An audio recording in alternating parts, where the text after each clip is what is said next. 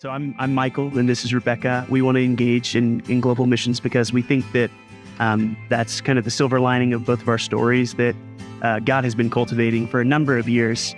For myself, I was involved with Campus Crusade throughout high school and college, and eventually served with crew in South Asia, where got to interact with many people from Muslim backgrounds and just realized there's this huge need in the world for people that don't have any access to the gospel, no access to scriptures, or for some even knowing a Christian, to be met with the love of Jesus and to be encountered by the gospel.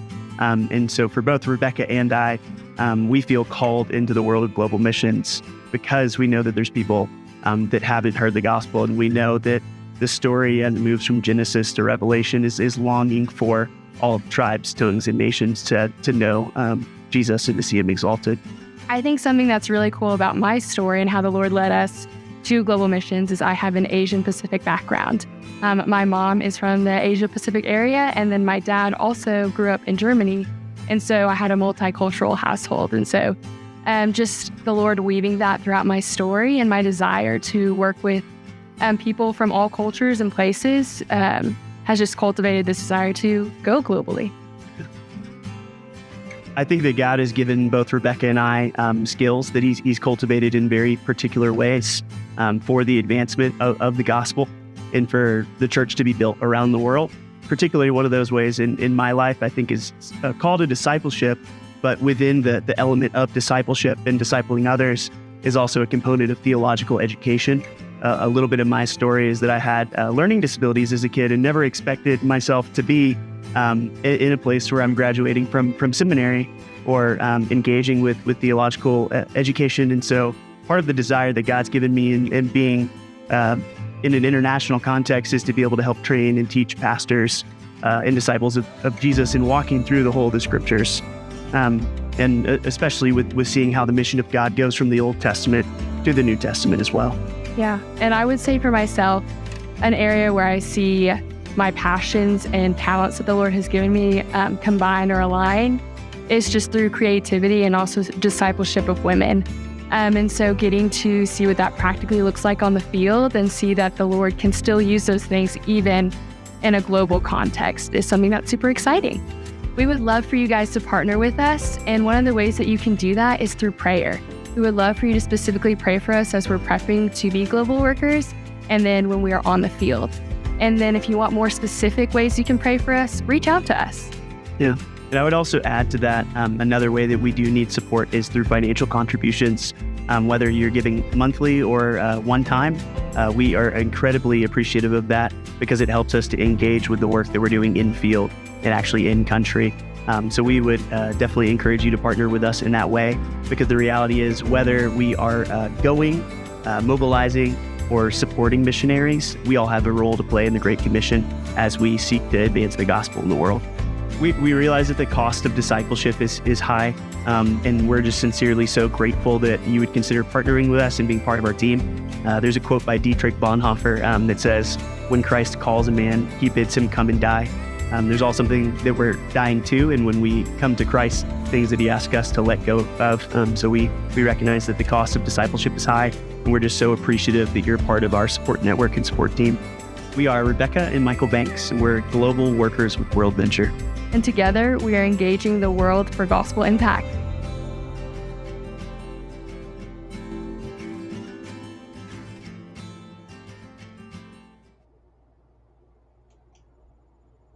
Well, hello, everybody. At long last, we have another episode of WorldVenture in Review after taking a short break and doing travel the world in the past couple weeks. So welcome, Eric and Kari Koerlin. They are global workers in Japan. Real briefly, Eric and Kari, why don't you go ahead and just introduce yourselves? Yeah, as Nikki said, I'm Eric, and this is my wife, Kari. We have two kids. Lydia is 4.5, and Hudson is 2.5. And we live in just outside of Tokyo in Japan. Right now, we're in the U.S. For a few more weeks on our first home assignment. So we've been in Japan for about 2 years. Awesome. All right. Well, welcome, Brian. Brian says, "Yay, Eric and Kari." You might know Brian. Thank you, Brian, for joining us today. So let's get down to kind of the more fun question before we launch into some of the more serious questions. So we all know that global workers have like pastors' hours. I mean, we're all very busy, but you've got to have something fun to do. So what do you do for fun in Japan? Yeah, I think so. We recently moved a little bit further away from the train station, and so we've been riding bikes a lot more, and I've really been enjoying that. Beyond that, I have a 3D printer, and so I enjoy designing and printing stuff. The first Christmas we were in Japan, we printed all of our Christmas ornaments and the star for our tree, so it was fun project. I think for me, I really enjoy painting. I don't do it very often, but sometimes when I have a little bit of extra time, I really enjoy doing something creative. And then I love coffee. And so for me, if Eric has the kids and I can sneak away to a coffee shop, I really enjoy just sitting and enjoying that space.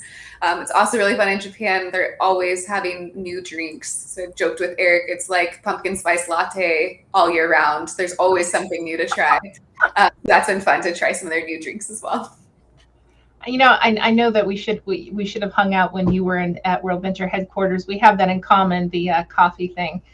And creatives just never rest. You're using the 3D printer and you're painting. I mean, we just rest in different creative forms, don't we? So how did you both become a believer in Jesus? Yeah, I can. So we both grew up in Christian homes. So that's something that I'm really thankful for. Had my parents pouring into me at a young age. Was plugged into a church as well that did a really great job kind of discipling us from a young age. So I came to know the Lord when I was 6, and just kind of continued growing in my relationship from that point. I think I probably grew the most that I can think of in high school. I had a lot of friends that were non-believers. And that was new for me, being homeschooled and kind of growing up in a Christian home and in the church as well. Being able to really start asking the questions of why do I believe what I believe, with having some of my friends that came from a very different background than I did. Yeah, and so as Kari said, I grew up in a Christian home as well, and I think I really come to see recently just like what a blessing that is, being in Japan and seeing the believers in the church. That's not the case. So that's been a huge encouragement for me. I was really little when I became a Christian, and I don't really know or really remember what it was that God used to call me to himself. But I think kind of all growing up, there was this knowledge that yes, I was a Christian, but I didn't really know. I don't know. I think there was just this lingering doubt of, did I do it right? Am I sure that I'm really a Christian? And so it was when I was in college, right at the end of college, God just really kind of met with me in the middle of nowhere and said, Eric, am I the Lord of your life? And I said, well, of course you are. And I said, okay, so now that we have that out of the way, can we move forward?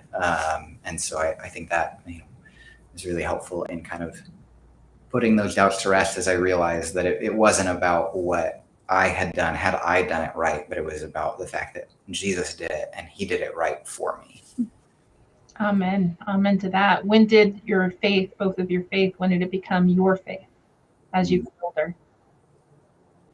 I think for me, it was really high school that started reading the Bible for myself each day and kind of developing that habit of a quiet time and really wrestling with things as I engaged with some of my friends that didn't believe the same thing as I did. So I don't know if there's a specific time, but definitely high school was kind of that first kind of step in that direction of, okay, I know my parents believe this, or I know I've heard this, but can I actually find it in the Bible, and do I really believe this myself? And I would say sometime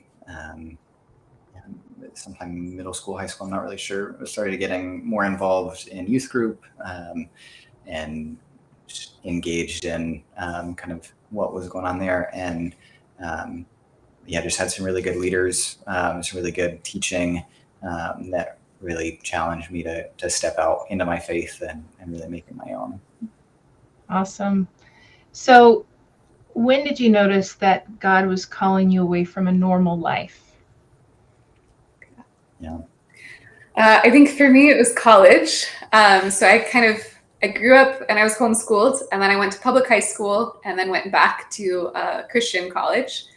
And that was when I started really learning about the 1040 window and the unreached people groups. And so I was kind of interested in this idea of missions, but I never, anytime they had this, everyone come forward if you've been called to be sent out as a missionary, I could never go forward because I didn't know where, when, or how long, or any of those details. But I think that was kind of where my interest started of like, I think God might be calling me to this, but I don't really know what it looks like yet. I'd say for me, it was later. Oh, there's a story behind that laugh. Yeah. So when we first started dating, Kari was very passionate about missions and very passionate about wanting to go. And as I started learning more and started learning about unreached people groups, like I started to become passionate about missions, but really wanted to be part of sending and supporting missionaries, and never really thought that I was going to be somebody who would go.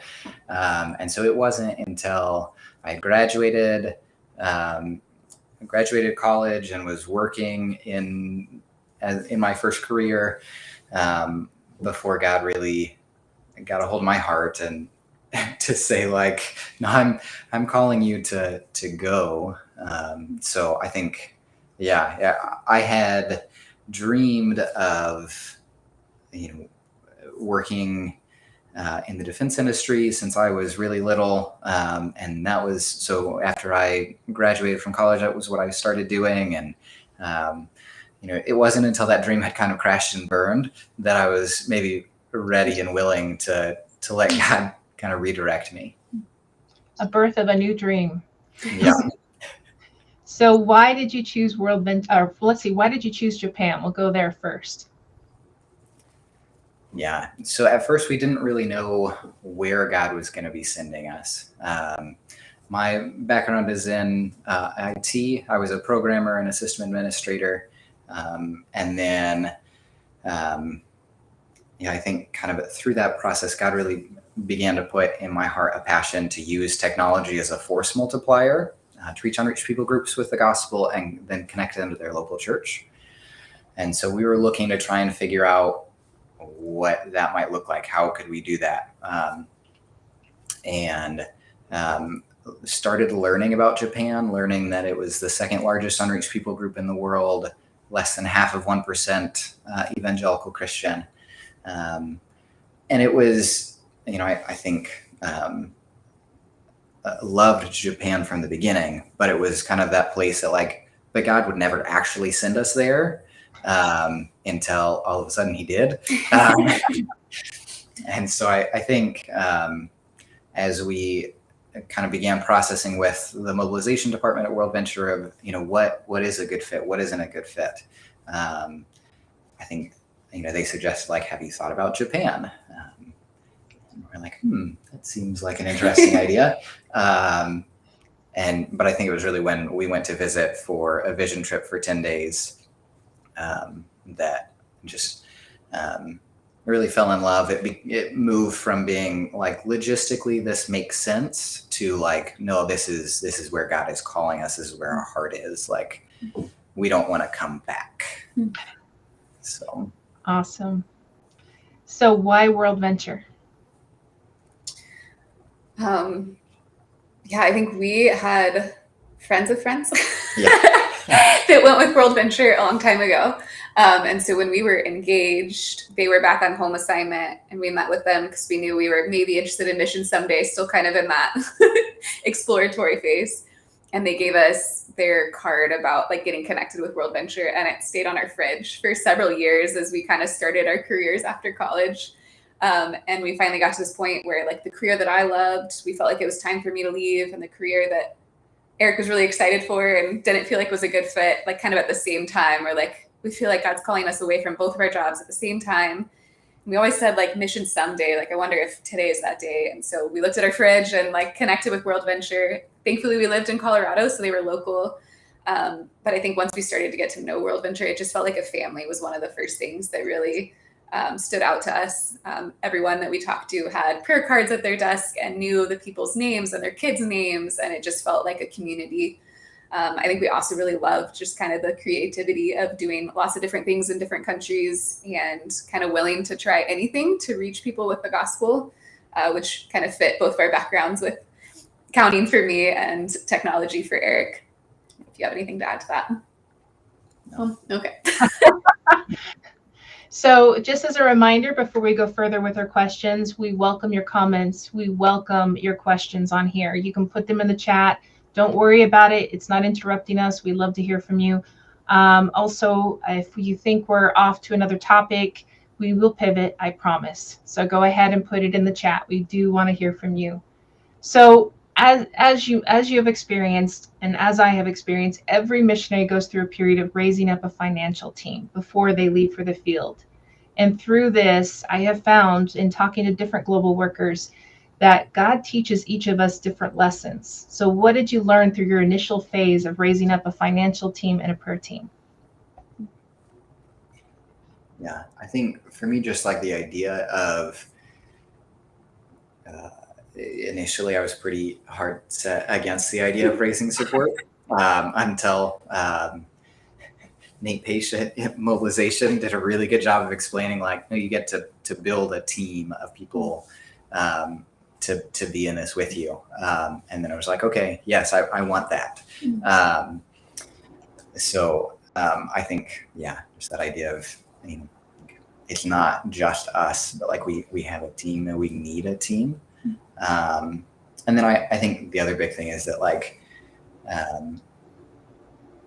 you know, it's like I started into it thinking like, I'm going to work really hard and, you know, do everything that I can. We're going to get funded really quickly. And then we're going to get to Japan. And none of that happened. We did go to Japan.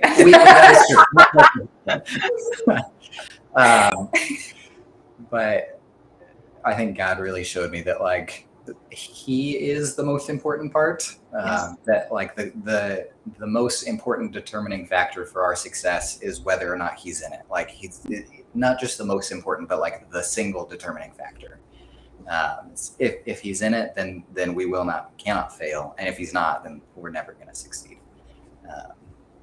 Yeah, I think pretty similar for me as well. I'm an accountant, and so when I saw the number of what we were going to raise, I was just like, there's no way. Like, a one-time amount for like a short-term mission trip, but there's no way to have that many people supporting us on a regular basis that could ever happen. And I think just time and time again throughout the process, one of my favorites is we like hit this point of 60% and we were just kind of stuck. And so we were kind of encouraged to, hey, take like a weekend off, just have some time, you and your family, don't go support raise, just kind of get away for a bit. And we're like, okay. And so we go to Colorado Springs, we pick a random church to us, right? That just, we don't know anybody there, and we'll get there and we get in there and we met someone who knew someone at WorldVenture, and they invite us over to our house, and we like ended up getting, you know, some supporters through this random church that we had no connection with. And just like time and time again, seeing God provide when, you know, we were not in fundraising mode, we were not trying to support raise, and God just said, here you go. Been a lot of those really cool moments. Yeah, that's the greatest thing. We just think it's impossible until God says, oh yeah. So tell me about you kind of shared a little teaser about your background, and I found it very interesting in talking to different global workers how God has prepared them before even getting to the mission field. So share about each of your backgrounds. What did you both do before joining WorldVenture, and how is this background now helping you in your field? Yeah. Want me to go first? Sure. Okay. Yeah. So I went to the Colorado School of Mines and got a degree in computer science, and then started working as a programmer and system administrator. Before I was able to start at my job at a college, I had all sorts of kind of part-time odd jobs doing a lot of mostly IT and AV work for different churches. So I think, that was a big part of, I think, certainly God calling us, and like putting in my heart like a desire to use technology to share the gospel. And then now, I guess like that's the trajectory we're on in the future. Right now, I'm helping a church that is kind of transitioning. They're trying to convert a kind of a 3-story parsonage into a place that they can have worship. And so trying to figure out, okay, how do you live stream between different stories of a building and whatnot. So I've been able to kind of come alongside them and give a little bit of advice so far. But Awesome. My background is in accounting, something I never saw myself doing, but ended up with an accounting degree out of college. And right out of college, I got this internship with Cape and Krause, and they do audits of nonprofits. And so each week I was at a different missions organization or church and kind of got to see how accounting and ministry can go hand in hand, which I really hadn't seen before. Absolutely loved my job, got to connect with a lot of people. Now I'm kind of seeing it, I guess, on a different side of things, being able to kind of come alongside our fields. And I think maybe some of the background also being able to kind of see what finances are happening on the field and also stay in touch with headquarters here in Colorado and kind of going back and forth of kind of understanding some of the strengths and weaknesses on both sides and trying to hopefully be able to help with things that might be difficult for global workers who haven't done accounting before, or ways that we can kind of help the field get more accurate reporting or more efficient reporting or things like that. Yeah, that finance thing is very, very important.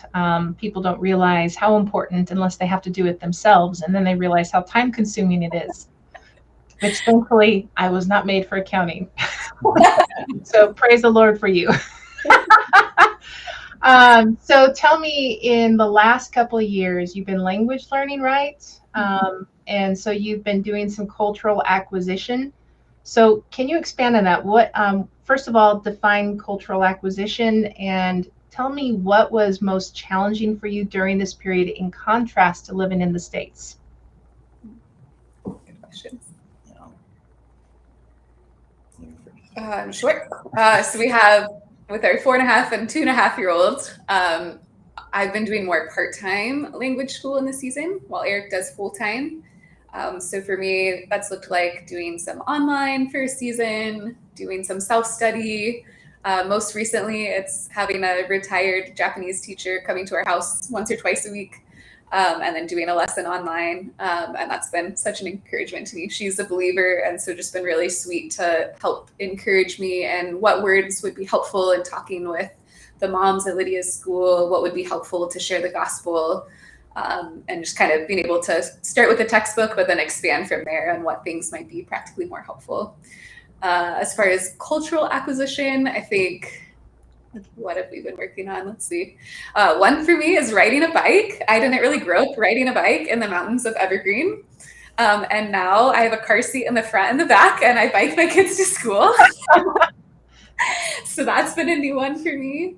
One of our biggest challenges we've joked about is trash in Japan. Like, you sort it into 7 different things. You're washing out your trash, and the lid of your soda goes in one place and the label around it goes somewhere else. And then you need to rinse out the bottle and that goes somewhere else.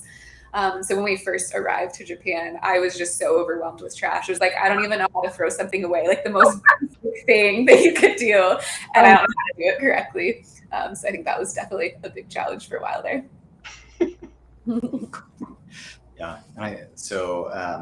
As Kari mentioned, I've been doing more full-time language study for the last 2 years. And I think that's been, it's been good. It's been challenging. My language teachers are also Christians. And I think that's been really helpful to kind of have this perspective of, okay, this is how you would say that directly, but that's not going to speak to the heart of a Japanese person. And so, how can you kind of think about that in a different lens, from a different perspective. So I think just thinking more and more about, largely unchurched people, without kind of any sort of Christian worldview, to begin to kind of process through things. And I was thinking that I was doing pretty good and had a pretty good understanding, and was kind of figuring it out. And then right before we came back to the US for our home assignment, I had this conversation with a Japanese person who was visiting the church that we were at. And he very graciously talked with me and another missionary for probably over an hour.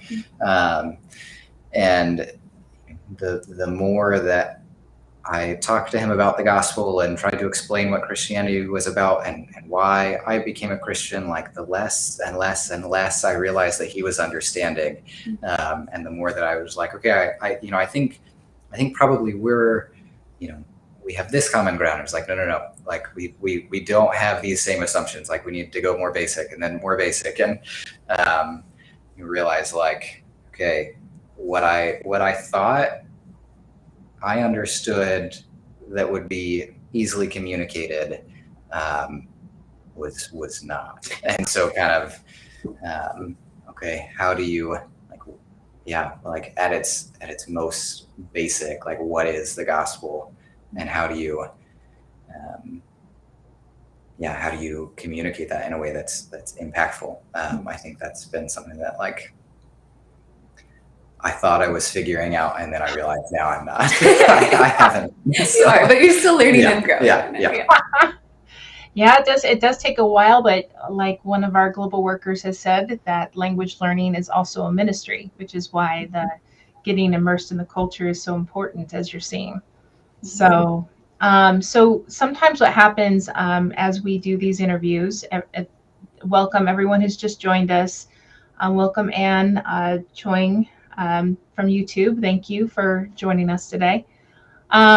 Sometimes what we'll do is we'll talk about topics as well that WorldVenture's social media has brought up in relation to what our guests do. And in this case, as you well know, we had Travel the World during the week of July 5th, I think it was 16th through the 26th.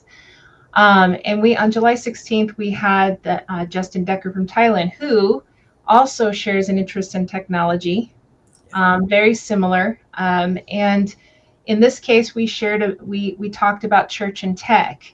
So in that kind of thing, share with us how the Japanese are using technology and interactive media and all that. So within the church or just in general? In general and within the church. Let's do both. Yeah. So I think something that is really popular in Japan is there's a company or organization of artists called Team Labs, and they put together these really cool digital art installations that are very interactive.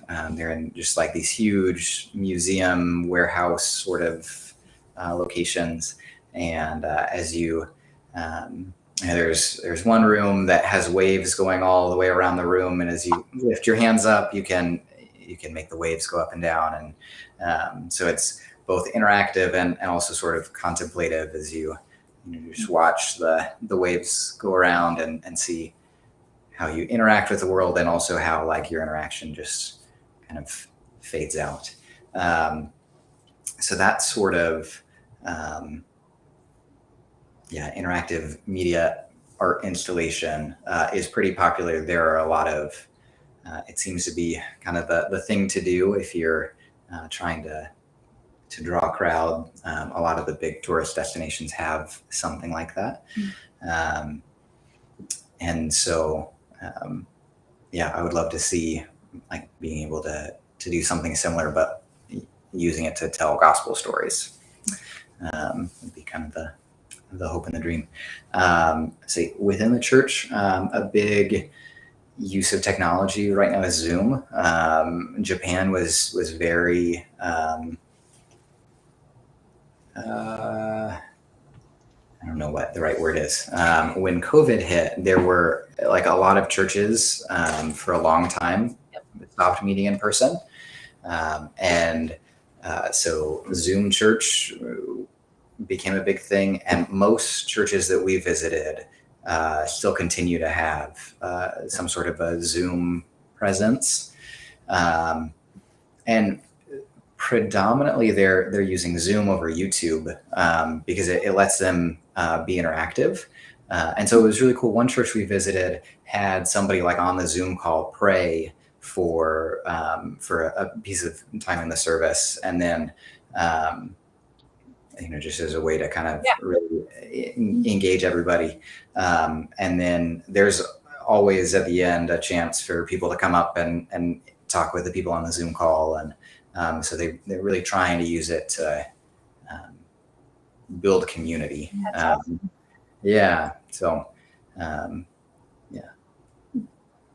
So you have on your ministry profile, which again, the link is out there on the chat, or you can scan the QR code up in the corner to reach their ministry profile. But you mentioned you have a dream on using innovative ways to reach the Japanese. Do you care to share some of that dream with us?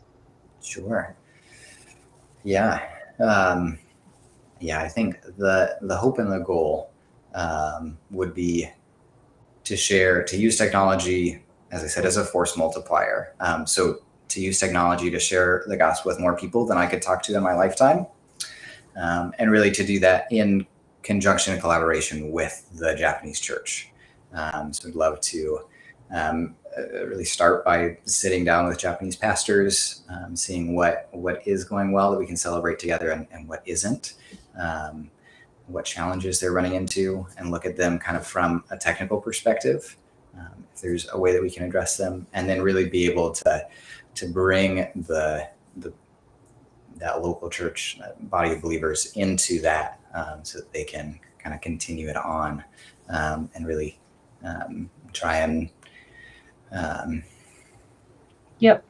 guess bring people kind of along for the journey. So yeah, and a lot of our smaller to medium churches can actually relate to that, because that is a hard ministry to fill, and to find someone to fill. So kudos to you for doing that and helping. I mean, what did your ministry site say, or what is it, 1%, less than 1% is reached or something in Japan? So simply opening a door is not going to be enough to invite the Japanese in. Yeah. So a couple of your colleagues recently returned from your field retreat, and we posted their thoughts on it on our WorldVenture social media. Were you able to make that retreat with your Japanese field? Yeah, we did. Mm-hmm. So what did you learn from the retreat from your colleagues? Because they're very close there. I mean, if you read some of our newsletters from a lot of our people who serve in Japan, you'll see it's a very close field. So go ahead. I think one of the things I really enjoyed is we met in small groups and had some time to pray together, just the ladies and just the guys. And I think that was a really special time to be able to kind of share more openly some of the struggles that different people have been experiencing. And then like our main speaker for the weekend was able to share some really like practical tips on walking through kind of depression or really hard times together as a couple, both for the person that is kind of having a hard time, how they can kind of connect with their partner, and then for the person that's supporting them, how can they better support the person going through a hard time. So I thought that was really helpful advice, and really like practical, as well as knowing that there's some seasons that are easier than others and how to do that well together. Awesome. I always love going to retreat because there's I get to eat lots of Japanese food that I've never had before. Awesome. So that was a highlight. So being part of a mission, being a missionary, you're gonna have to learn to like unusual foods, huh? Sometimes, yeah, but they're It's really good. remarkably delicious. Mm-hmm. So. You were with us as we talked about. We have a thing called Summer Summit, and you were with us. We had a lot of global workers from around the world converging upon our headquarters in Colorado. So it's a time when global workers get to gather, get some training, encouragement, and sometimes some much needed reconnection with others. So tell me, what were the top 3 things you took away from that gathering? I think, and for me, Betsy Wagner did a great job talking about intrinsic motivations and just kind of what we can't not do. Mm-hmm. Is that right?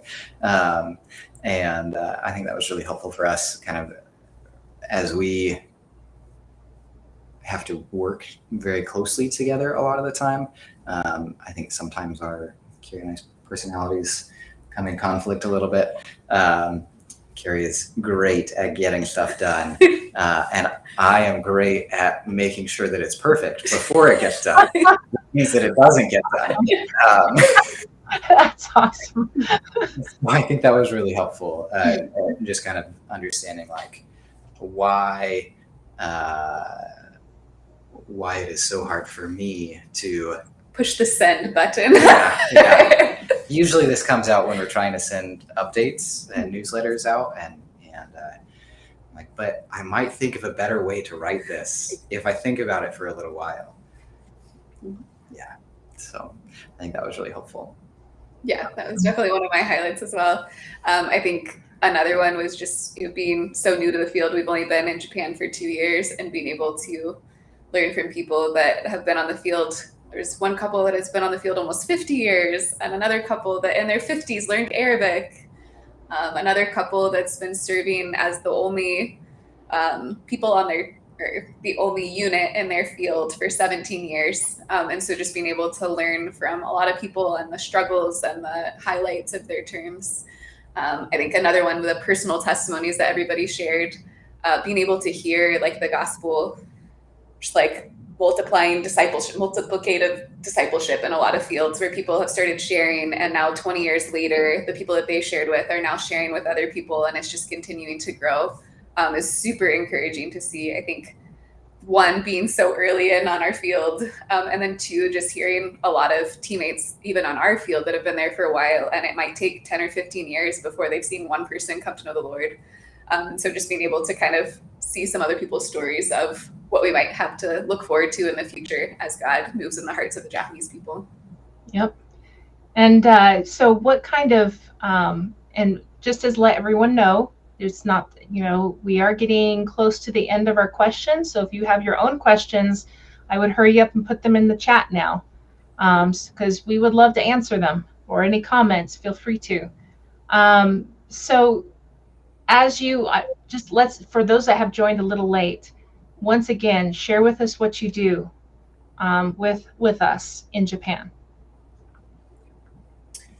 Yeah. So, so we're long-term workers in Japan, just wrapping up language study and looking to find innovative ways to share the gospel with the Japanese people. Second largest unreached people group in the world. So there's about 128 million people in Japan. Less than half of 1% of them know Jesus. The majority of them have never heard the gospel. So excited and looking to find ways to change that. Awesome.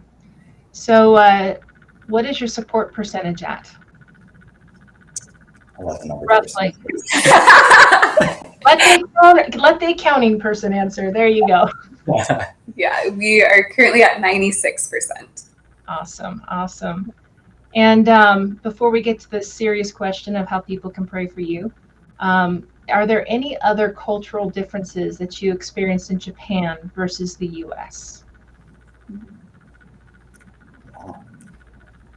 Yeah, I think everybody is like super kind, respectful, helpful, courteous, but on the one hand, and on the other hand, Japan is a cold culture, which isn't a good thing or bad thing. It's just a way of describing cultures. So like we've never been in a Japanese person's home because that's just not done.